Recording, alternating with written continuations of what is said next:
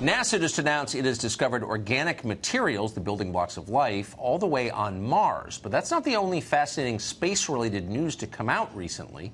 According to a newly leaked Pentagon report, in 2004, a U.S. aircraft carrier was stalked for several days by a UFO that witnesses said resembled a supersonic tic-tac. The object reportedly could hover in midair and make itself invisible.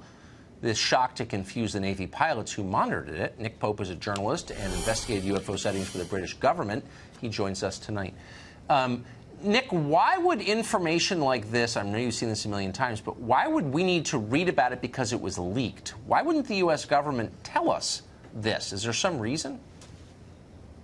Well, I think there's always embarrassment about anything in our airspace that performance characteristics exceed anything in our own inventory. And that, by the way, was the conclusion in this Pentagon document. This thing ran rings around our F-18 Super Hornets that tried to chase this thing. It was briefly tracked on radar, but then it seemed to be able to, and this again is a phrase from the document, it's almost like it cloaked itself and became invisible. You'd think this was science fiction if you weren't reading it in Pentagon documents. And we know now, which we didn't know before, that the government took this very seriously, and these things are being seen in our skies, whatever they might be, by pilots tracked on radar, and there's a serious defense and national security issue here. And just to be clear, we don't believe that any other country possesses the technology to create an aircraft like this, right?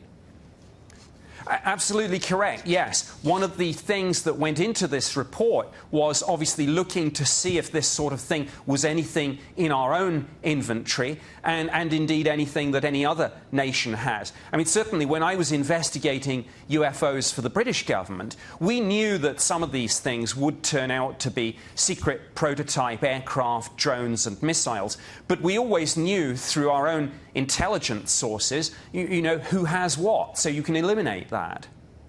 So what you're really saying is that the U.S. government and the British government have essentially concluded that there's something not from this world that humans did not create that is being tracked on radar and watched by people who watch aircraft for a living. I mean, this is real.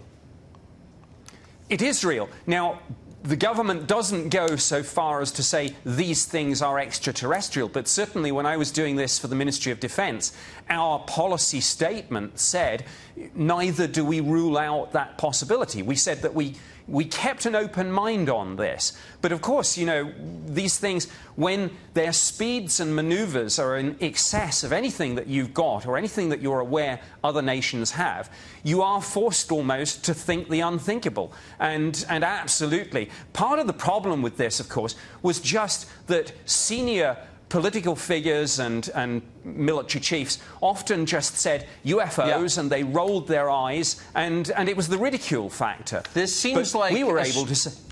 I'm sorry, we're out of time, Nick, but this just seems like a story that we should be covering much more than we do, and I hope you will come back. Thank you. Thank you, I will do.